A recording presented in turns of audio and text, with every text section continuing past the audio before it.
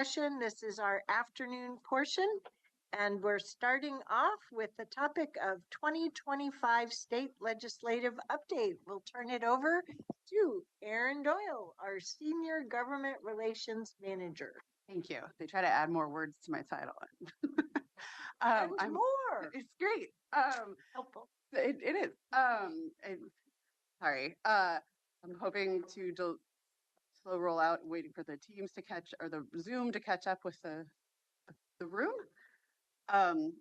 This is kind of, we're not quite at the midpoint of the session. Someone has done the math. It's 9 days from now on April 10th.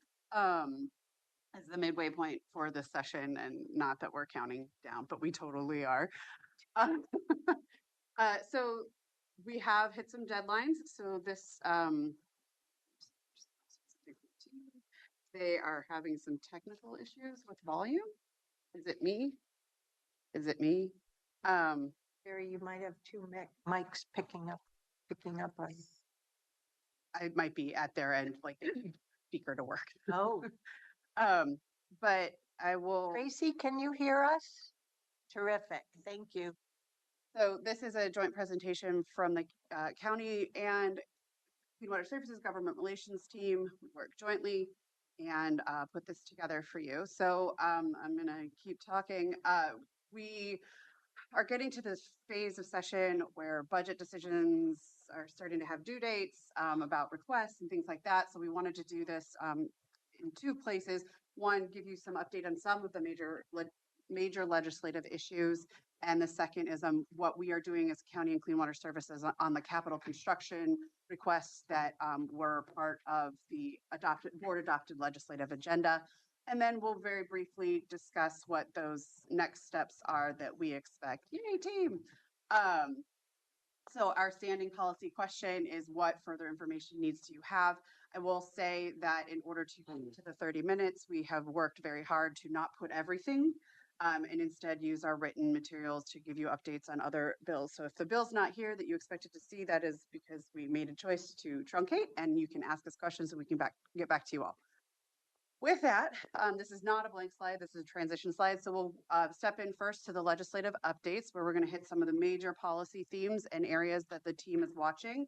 Not necessarily all of our priority bills, but big areas where the legislature is doing a lot of work.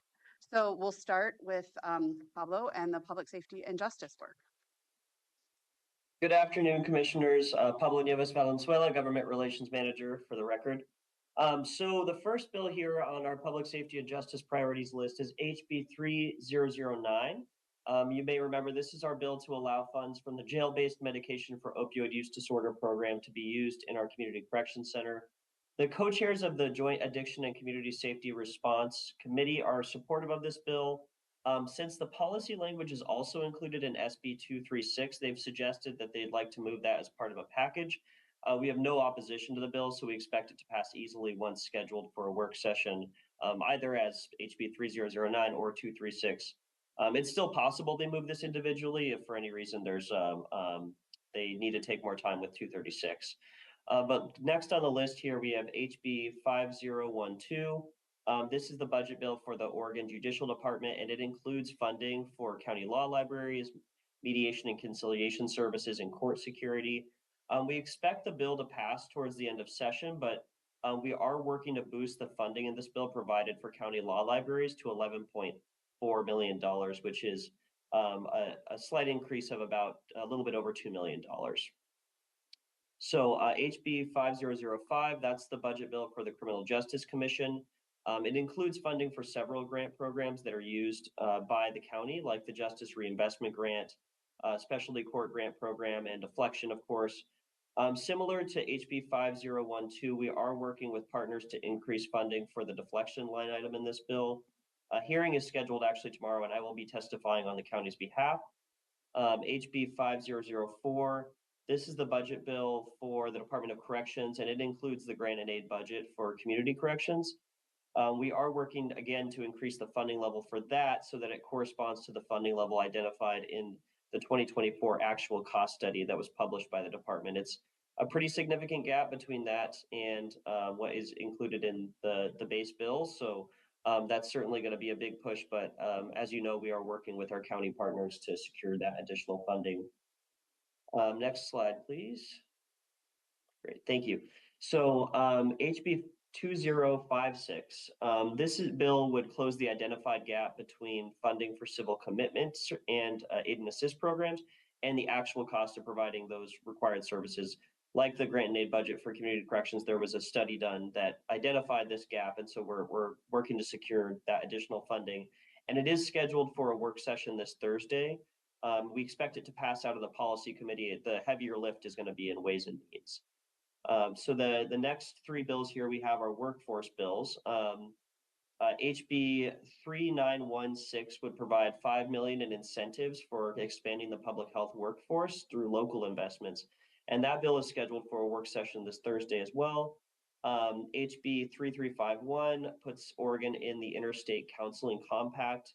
Of course, that would help us recruit more counselors from out of state to work in our community mental health program. And that's scheduled for a work session April 8th. HB 2554 would put Oregon in the Interstate Social Work Compact. Again, this is going to help us recruit social workers to work on our CMHP. And it's also scheduled for a work session on April 8th. Next slide, please. Erin, do you want to? Yep, yeah. I'll kick it off. Substance use disorder has two components, as you're all aware. There's the Measure 110 and the Behavioral Health Resource Networks, as well as deflection. So I'm going to cover the burn portion of this. So Senate Bill 610 is Washington County's bill to redo the Measure 110 grant process, both with the formula and with the process itself. It is looking unlikely that we will get a specific fix to the formula to retroactively go back.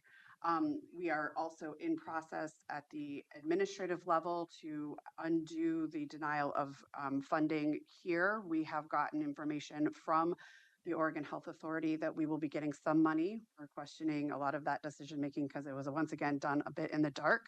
So as we continue to work Senate Bill 610, we are working more on creating that transparency, public meeting requirements through the process. And we're finding a lot of support from our legislative delegation. Senator Lieber and Senator Campos are really taking the lead for us on this. We are still waiting to see what comes out of the next iteration of the conversation, but we think it will turn into a space in which the Oregon Health Authority becomes the decider and therefore will be required to follow all of the administrative rules that rulemaking provides, with all of that transparency and process and public comment and all of those pieces that we've been asking for. So we're hopeful that we'll have some movement with Senate Bill 610. What will then be coupled with this, and this is part of the broader budgetary conversation, is how to make sure that Washington County service providers and Washington County itself can continue the important work that we're doing in community with those Measure 110 resources if they can't be backfilled or supplemented through additional revenue out of the state. So right now 610 is in a state of flux, but it is in a joint committee, so it can take a little bit longer to get worked out. We have some other individual bills that we're using to highlight specific components. So the appeals process in particular, which has been less than transparent. So we are continuing to work on making sure the state upholds our values of transparency, and we have a way to speak what Washington County needs in the next cycle of funding. In companionship with that, we've been working very hard on how the deflection program works, and I'll turn it back over to Pablo to talk about Senate Bill 236.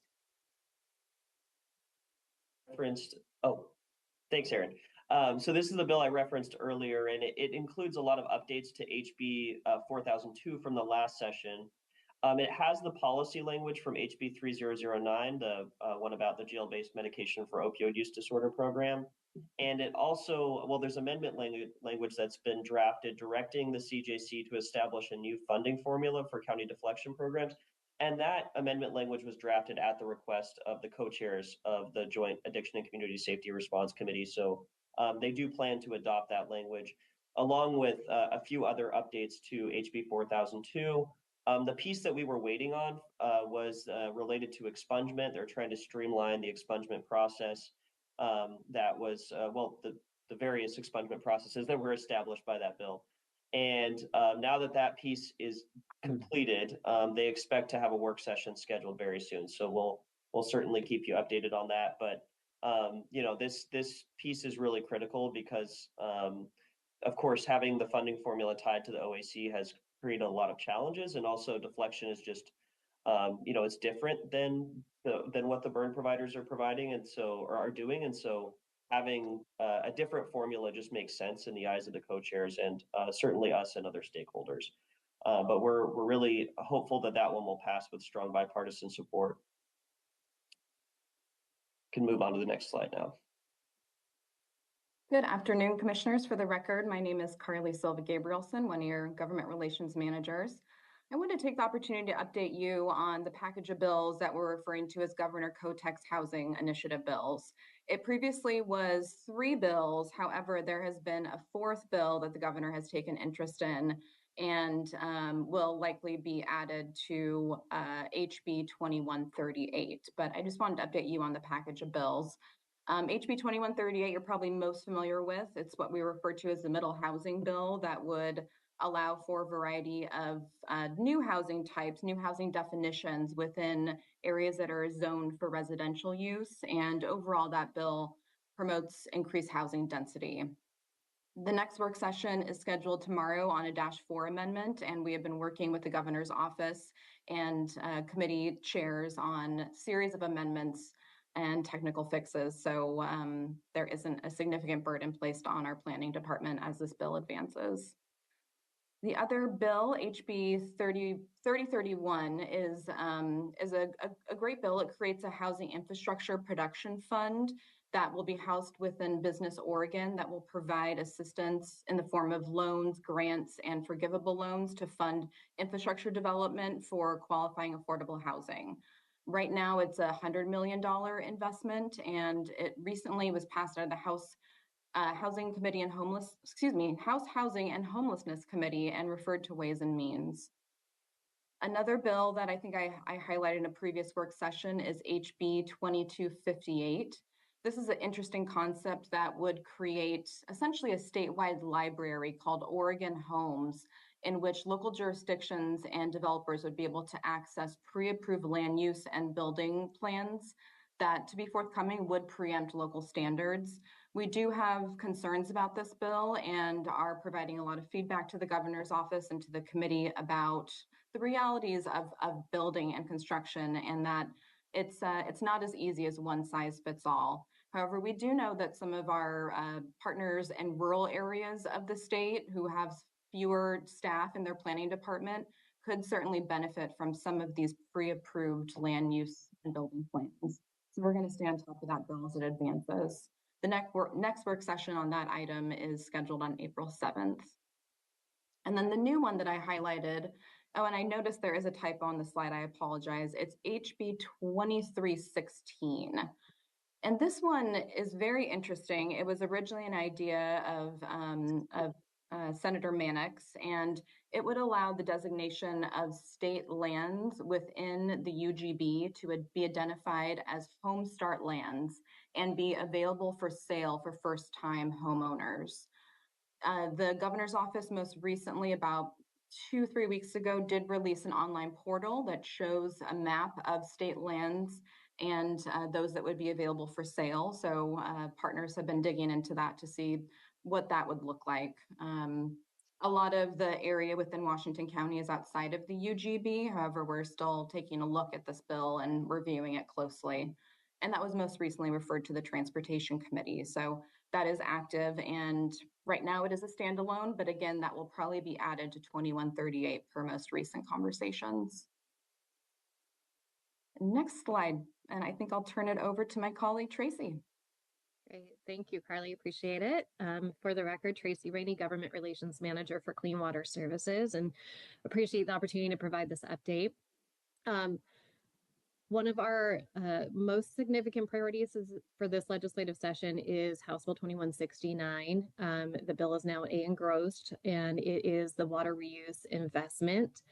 We have talked to the board previously about this legislation, but it is really critical because it continues and builds on the investment that was made in the 2023 legislative session, where we were able to get funding to create a dedicated reuse coordinator position within the Department of Environmental Quality. That person's objectives are to work with communities, identify barriers, regulatory barriers for reuse projects across the state, and to help communities be successful through permitting these projects. The bill provides just under $600,000 to continue that position. So if we do not get this funding, then that position would be cut from DEQ, and that work would not continue. The bill was voted out of the policy committee in the last couple of weeks and has been referred to the Ways and Means Committee. The really good news around this bill is that it is anticipated to be included in a water omnibus package that is currently being negotiated, but it is, I believe, an item that seems very well poised to be folded into that larger legislation and investment for water. PFAS legislation, so per and polyfluoroalkyl substances that we also commonly refer to as emerging contaminants of concern. There are a number of bills this legislative session around PFAS. House Bill 2947 is a biosolids study bill. That bill was introduced at the request of the Association of Clean Water Agencies. They have requested this bill for 2 prior legislative sessions and not been able to get it through the Ways and Means process. The bill is moving along. It did pass out of the policy committee.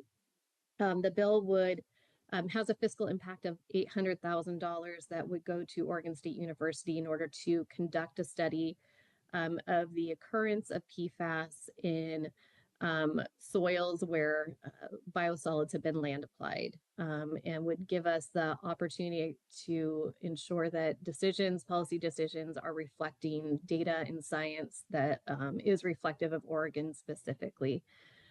We're continuing to advocate. This bill is not something that is being considered currently for inclusion within the water omnibus package. So I do anticipate that it could be a difficult conversation again in Ways and Means, just in light of budget challenges that we know that the state is being cognizant of. Senate Bill 91A is a ban of PFAS and firefighting foam that would take effect in July of 2026. There's a big coalition of organizations that are supportive of this bill, including fire officials. The bill has passed the Senate already and is now been assigned to the House Climate and Environment Committee, so it's already moving on to that second chamber. So I do anticipate that this bill very likely could pass. We are continuing to have conversations with stakeholders about how the state can be positioned to deal with legacy foam, to make sure that that is safely disposed of, that will not be included as part of the bill in order to avoid a fiscal impact. The last bill I mentioned around PFAS is House Bill 3512. That was the more comprehensive product phase out of PFAS. So it included about 12 different product categories with dates that manufacturers would need to ensure that PFAS is not intentionally being added to those products. That bill died in committee. It did have a legislative hearing. I think there were a lot of questions and concerns around definitions and whether or not the bill was similar to what other states have done, or creating something that looked a little different and might cause some challenges for those manufacturers. Next slide, please.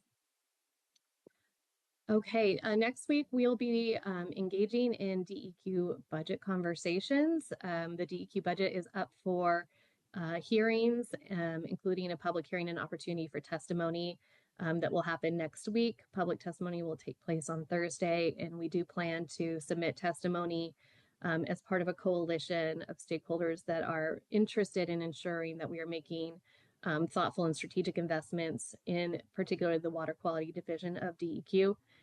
There is funding included for a statewide stormwater manual that would be created as a template for communities to use throughout the state. The state of Washington has done something similar, and this has been identified by the governor's office as a priority investment in order to help advance our housing agenda. So stormwater is coming up more and more frequently in the housing conversations, including ways that there can be efficiencies uh, across the state for developers that are needing to implement or include stormwater improvements as part of their developments. We're also going to be advocating for some key investments that were not included in the governor's recommended budget to make sure that water quality permitting is efficient, it's effective, and that we've got kind of all the components that are necessary on the regulatory side to make sure that process is working well. House Bill 3246 is the Industrial Symbiosis Bill. This bill was requested by Representative Ken Helm. We create a pilot program through Business Oregon to help communities convert waste products into resources, which is something that we are already very familiar with at Clean Water Services. This would include $1.3 million of general funds to help communities pilot different projects. There's also language included in the bill that clarifies the ability of ORS 451 county service districts to generate revenue from the sale of commodities. The bill is out of the Policy Committee and it was referred to the Ways and Means Committee. So we're continuing to work with Representative Helm's office on that bill as well as other stakeholders. And the final bills I'll mention, housing legislation. Carly already mentioned House Bill 2138. We have also been engaging in many conversations with the governor's office and with DLCD about some of the challenges and concerns we had with legislation, mainly around making sure, again, that we can implement our water quality permits, specifically, I think most specifically around stormwater requirements, and making sure that we are able to access easements to utility lines.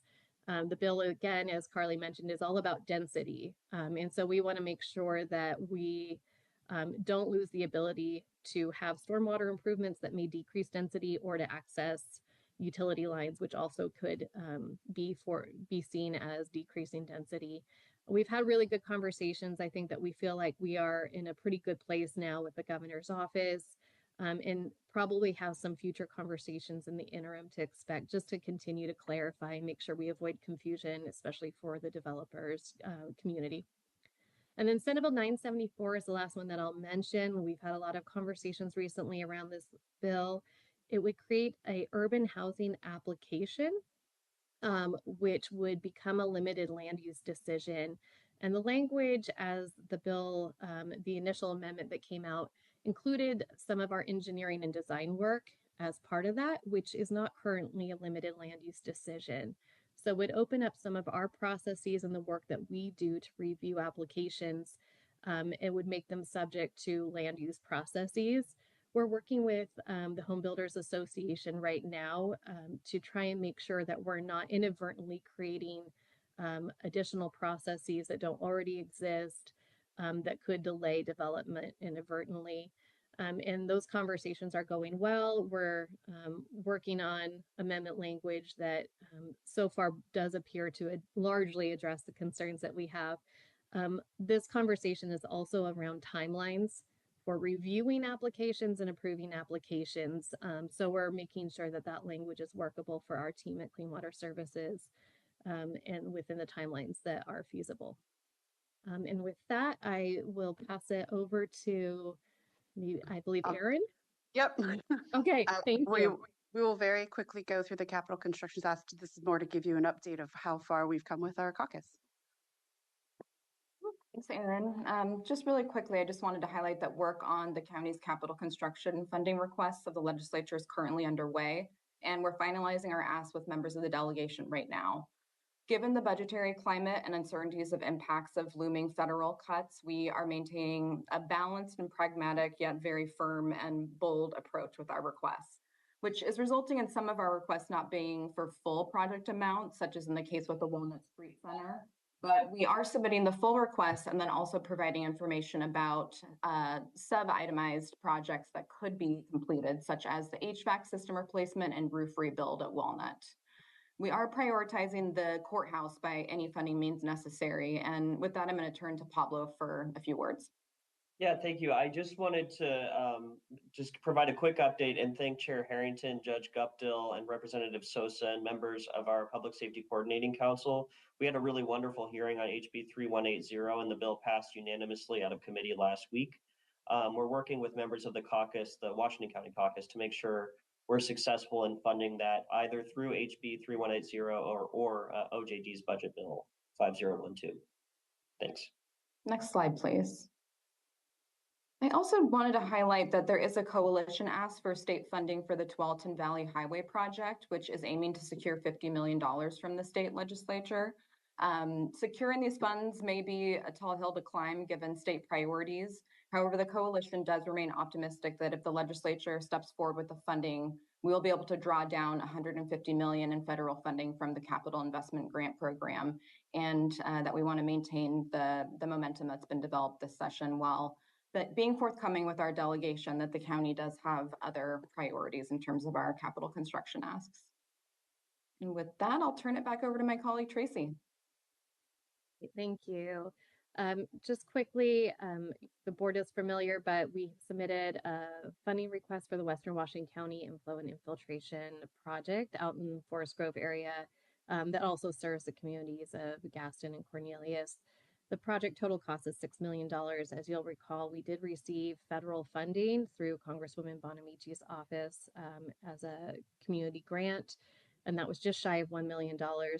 So we are seeking state funding of $3 million to cover the local share of the project that would be something that the city of Forest Grove would need to come up with, and that has been a barrier to the project moving forward.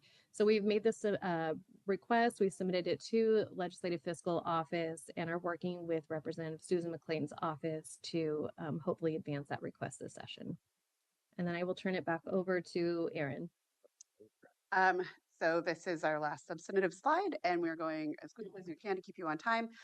So the next big deadline for the legislature is the 9th for the first chamber, which means they have to have held their work session by the 9th, but that does not impact joint committees, rules committees in either chamber, or the revenue committees in either chamber.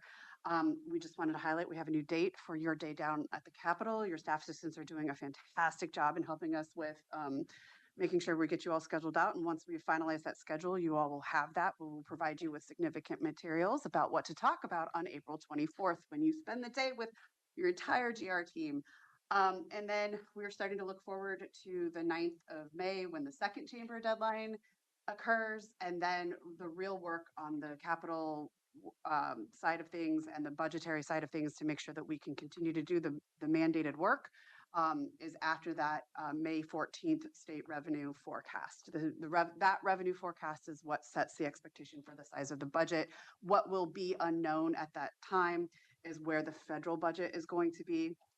To provide a little context around that, according to our lobby team, the standard practice is to have a presidential budget recommendation by the end of February, beginning of March. We don't expect that until the end of April, beginning of May.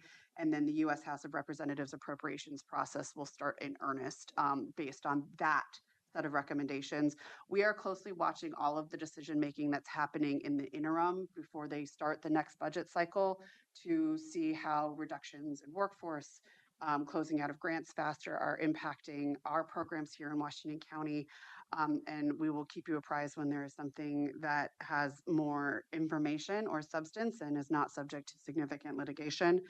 But we are continuing to be sure that not only will we know what the impacts to the state's budget will be, but also directly here in Washington County. So it's the first of the budget processes that will occur. Federal choices after that may have further impacts, and I imagine that the state Ways and Means Committee will be holding themselves a little bit of reserves to re-examine the state biennial budget after we have a federal budget. I mean, that could be next year. We don't know. They haven't gotten one through in a proper time in a really long time. So those are the next steps. And with that, we are happy to take any questions and appreciate how much we just threw at you really fast. Thank you, team. And I just want to compliment you on not only the work that you've been doing every week, but also in the government relations weekly update documents that we get, bill tracker and all of that. So Colleagues, any questions or comments from any of you? Yeah. Go ahead, Commissioner Willie. And this is just a request. I don't expect you to know these because these are two different bills. House Bill 3556 is the one I think particularly Colpack and the coastal communities are looking at for the modifications in how they can use TLT. Just wondering how that's proceeding. And then House Bill 3103 is, of course, the 10-year sustainable harvest bill, and wondering how I had heard that's moving along and came out of committee. But yeah, I was just asking for a little bit of an update on that. We will include that in this week's GR memo. I want to just, I think Public Safety Coordinating Council appreciates the engagement that it's had with Pablo. They actually thanked him at the last meeting and recognized him specifically, I think, for the both coordination and technical help that your team's been providing. And I think it's taken a large group of people to come together and sort of advocate for a number of things in the public safety space that have been happening very quickly. And so Chair Harrington, also thank you for advocacy there, but I think just your team's doing a good job. Thank you. And I will also just note that Pablo is taking on an extraordinary amount of work for the remainder of the session because he is picking up a large part of what soccer had been covering. So I just want to give him public kudos for that amount of work in one session. Thank you, Pablo. I don't have any questions. I feel like you've given us a robust update on what's happening in Salem, so thank you. Keep up the good work.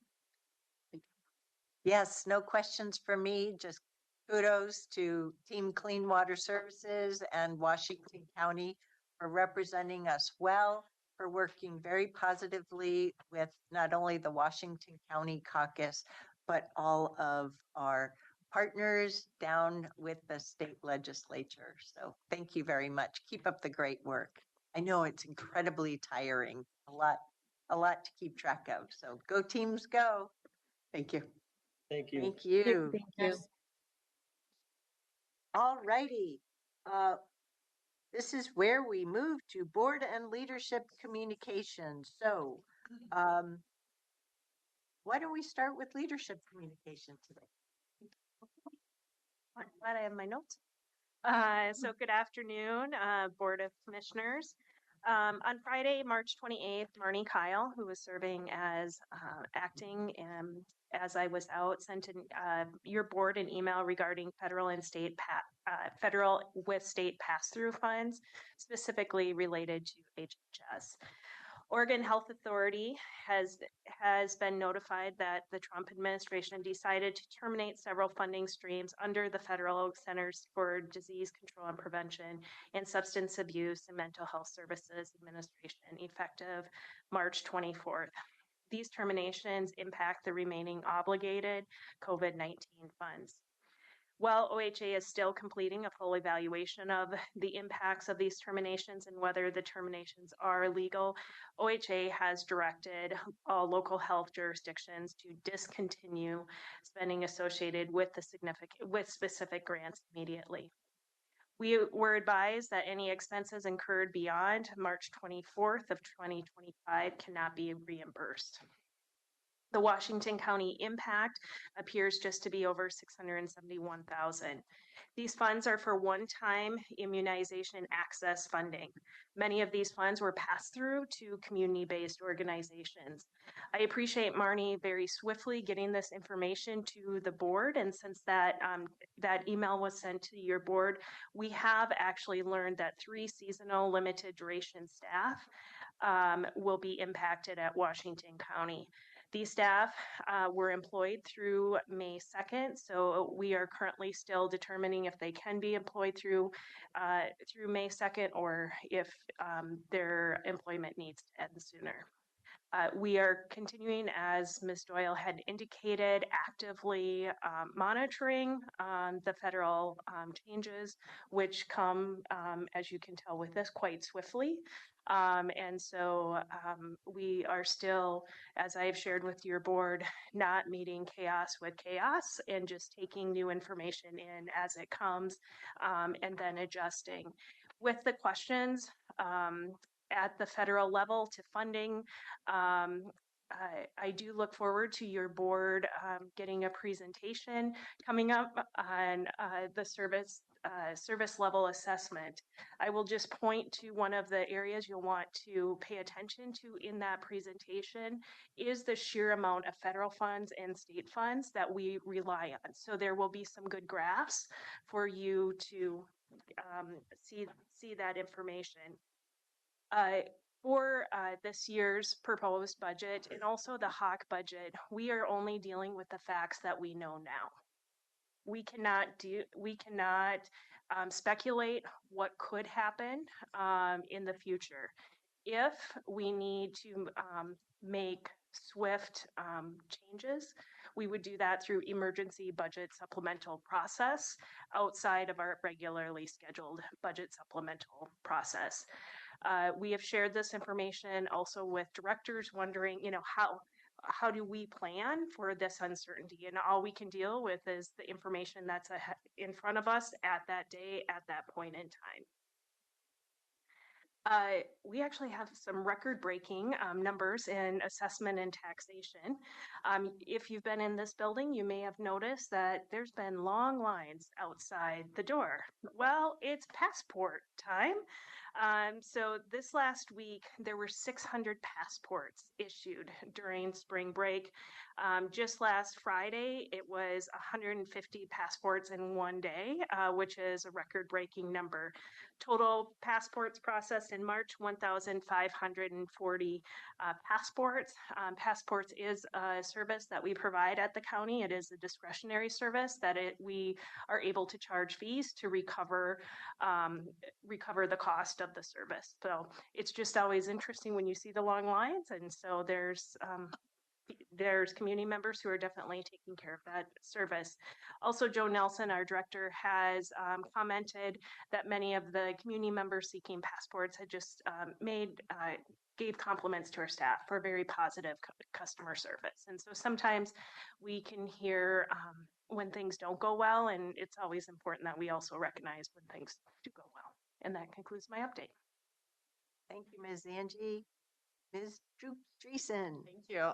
My daughter was one of those customers in February, so I will, and as both parents have to show up to get a minor a passport, I can personally attest to the good customer service at our Washington County passport window. Chair Harrington, commissioners, after a week with 2 impactful executive orders and a possible tornado, we are looking forward to a week with much less chaos. So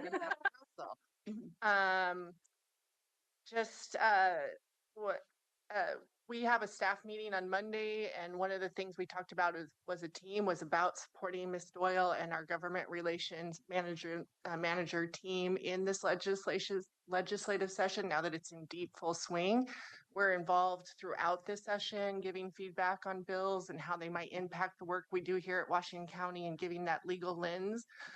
But right now it's very common to receive an email from Erin or one of her team members saying there's a hearing tomorrow, there's been an amendment, give immediate feedback. So we talked as a team about prioritizing those emails in our inbox for the next several weeks. So we'll continue in partnership with Erin and her team as we move forward to the end of the session, which we are also counting down to. Other than that, the office is busy with 2 trials scheduled in May. So we're working hard and diligently towards those trials, and we will keep your board informed as we move forward. Thank you. Diane Taniguchi-Dennis, Clean Water Services. Thank you, Chair Harrington, and good afternoon, Board of Clean Water Services, and happy April Fool's Day.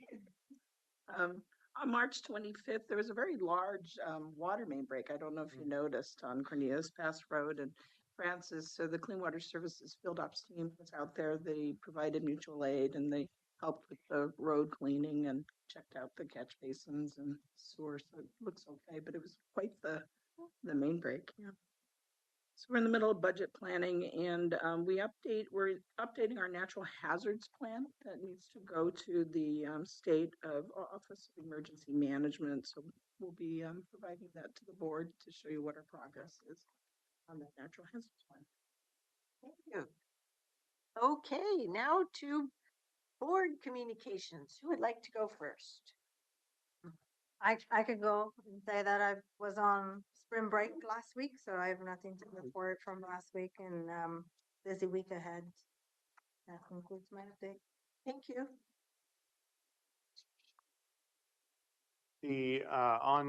So March 19th, going back a week and a half since we haven't met since then, I wanted to report two items from the Community Action Board meeting.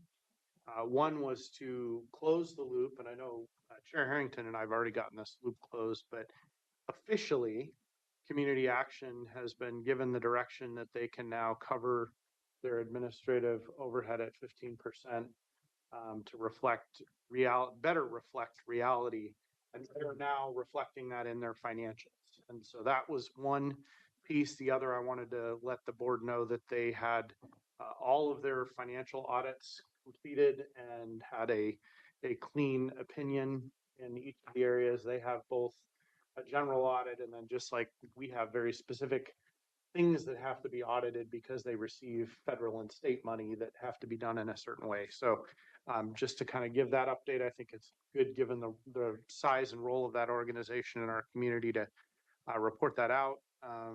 Before I left on vacation, also took a tour of the Clean Water Services Durham facility and looked at a lot of very large equipment that was good to see. Also had a meeting with Metro Councilor Rosenthal. He wanted more feedback from me on all things Metro and sort of what both my personal feedback and the county's feedback is, as far as I know it, on various Metro things, including SHS. Friday, the 21st of March, there was the Public Safety Coordinating Council meeting. Chair Harrington and I were both there. That went reasonably well. There was some active discussion about concerns related to the budget. Both Chair Harrington and I both had to respond to those and try to make sure everybody was clear on where we were in the budget process. Yesterday, I had an onboarding meeting with for the West Side Economic Alliance Board with the executive director, also one-on-one with Chair Harrington. And later this week, I've got... Which ruins his day. I didn't say that. April Fools. Oh, there you go. I should have done that. Learning for next year. All right, I was going to vouch for you. So I have a CPACE meeting later this week, along with the Plainback Gardens grand opening, which I think, Chair Harrington, you're speaking at. I don't know if anyone else is attending. And then on Friday, the Public Safety Levy Committee meeting. I think Commissioner Fye and I will both be there. So that's what I got for the last week, plus and this week. Thank you. Mm-hmm. Commissioner Willie. Yeah. Well, as Jason pointed out, this goes back a while, but on the 20th, the chair and I went to the Portland Metro Chamber breakfast luncheon on the future of regional homelessness services. Again, another Eco Northwest report, very interesting. Lots of facts, but certainly just emphasizes to me the complexity of homelessness and all of the different aspects of that we have to be dealing with. Our small table forestry group has reconvened again. I think just once is all we're going to do until we get back to September, but the governor has requested that our particular areas provide some information as to maybe how the state can help them with the reduction in forest revenues. And specifically, I've been working with Mayor Kirk from Banks on their project because they've got a lot of things going on there, and it's of course the trailhead for Salmonberry and Banks Vernonia. So a lot of opportunity there, and so that's what we're going to use, I think, as an example to the governor as to how maybe the state could help finance some of those improvements that certainly they're going to have, and certainly going to need some money there too. As you probably also know, COPAC has been, we've had an interim executive director for about the past 6 months. We interviewed last week the existing interim, and I believe we're going to move ahead and offer her the position. She's been doing a great job. COPAC had some financial delinquent reporting that that we needed to bring brought up, and now I think we are nearly current. And so she's done a good job of pulling all that together. Went back to Salem again last Friday for the Salmonberry Trail Intergovernmental Agency meeting. And again, the relationship with STIA is that it's primarily chaired by Oregon Parks. And so what is their role moving ahead with the Salmonberry Trail? And I'd really like, I think, so as not to get too much into this, I'd really like to have the board hear an update on the Salmonberry Trail. The coast segments are moving along really well. They've got, the benefit they have is that they have small communities, Seaside and Wheeler, and then of course they have the Tillamook Cheese Factory. That all of those organizations, cities are really on board with doing that, whereas we have 22 or 25 miles of wilderness out there. Banks is about our only real city. And so so we're all trying to work on how best to move ahead, how to raise money, of course, what parts of the trail we want to build. So I'd like to have, at some point in time, have Salmonberry Trail Executive Director come in, bring you an update on that, and then offer some dates that you want to go hiking. There's 2 different segments that we're providing for now. One of them, of course, is the loop out by that goes into Stub Stewart. That's about a mile or 2, and then the other one is up in the mountains, Cochrane Pond area, which is we were there several years ago. They've cleared that now. I think it's much better. So, but yeah, just a couple of opportunities if you want to go for a hike and get a better snapshot of what the salmonberries. Are you seasonally? Are you thinking about spring or summer? Coming up here, probably May, maybe June. They would be flexible if we wanted to take a group up there. They're more than willing to do that. They're offering that to a number of organizations. They're just trying to, basically, we know that once we get the trail built, we're going to be relying heavily on volunteers to maintain, clean up, keep the blackberry bushes back, and all of those kinds of things. So we're going to need a fairly large volunteer contingency, and so that's what Caroline's been working on, been doing a great job on that. Do you know, as far as part of her work, has she looked into the Trail Keepers of Oregon and how they organize their volunteer crews? I don't know about that specifically. I know she has reached out to just about every trail organization you can. Yeah, I'm just really impressed with the work they do, including throughout the Columbia Gorge area. Right. It's really impressive. So. Okay, I will certainly ask her that, and then I will work with Tanya to see if I can get something scheduled. I don't know that it would be 30 minutes maybe or something if we could. Yeah, why don't you and I look at the rolling agendas and what we've got going and see how we can balance different needs and look forward to future dates. So, yep. Yeah. Yeah, met with the CPACE folks from the East Coast, and Pam and I did, and got a little bit of their perspective and update. I think there's going to be some follow-up that we're going to need to do on that. And then listened into the webinar yesterday. Stabilization Services report role of stabilization programming in successful transitions from homelessness. That was yesterday afternoon. Chair and I were both on that, and that was an interesting presentation. And then meeting with Bridget from Adelante and one of the Forest Grove city councilors. And my trip to DC next week has been canceled, so I will not be going to DC next week. It's okay. We look forward to having a full board next Tuesday. So thank you for mentioning the calendar. Yes, it has been a while. I think you're all aware of the Just Compassion Shelter and Access Center opening that happened on March 19th. We also hosted the county elected's proposed budget presentation forum so that we're doing our part to ensure our partners are on the journey with us during the proposed budget next steps. I attended a morning session of the Portland Metro Chamber as an invitation. Commissioner Willie and I each went on the invitation of Metro to hear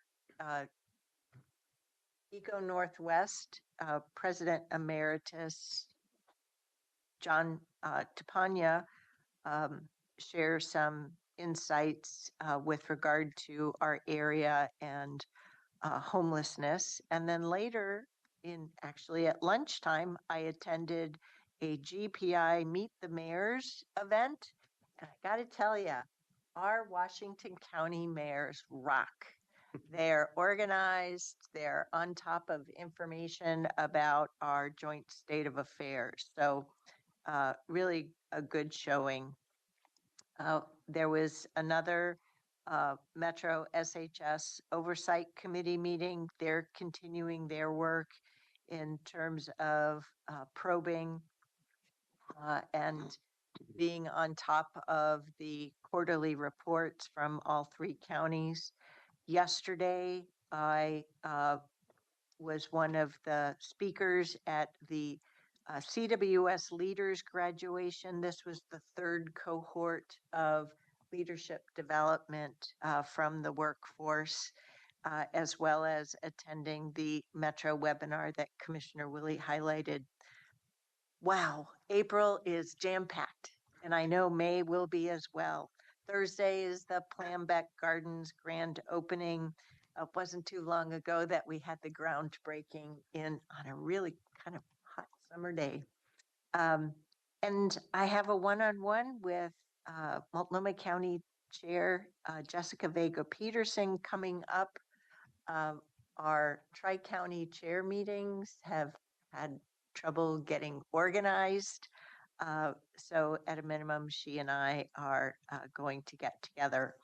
And then next Monday, we've got another installment of the Metro President's Work Group to continue to refine ideas for organizing around outcomes and visions and so forth per request from the Metro Council.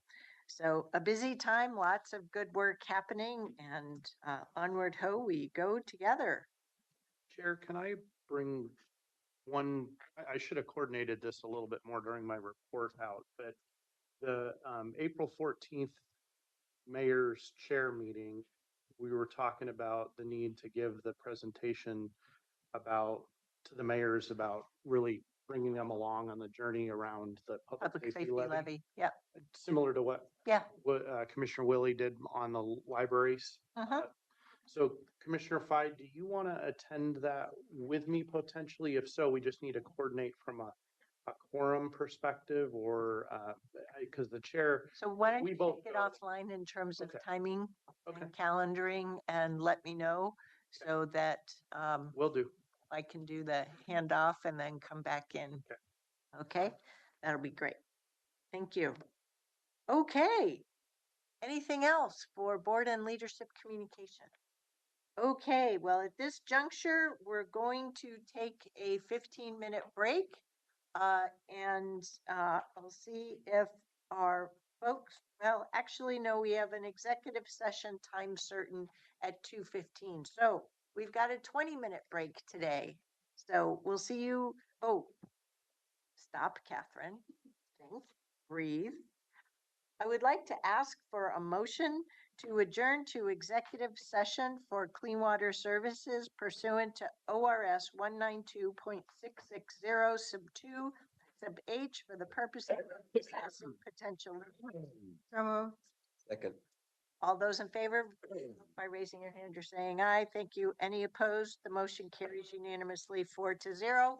We will convene that at 2:20.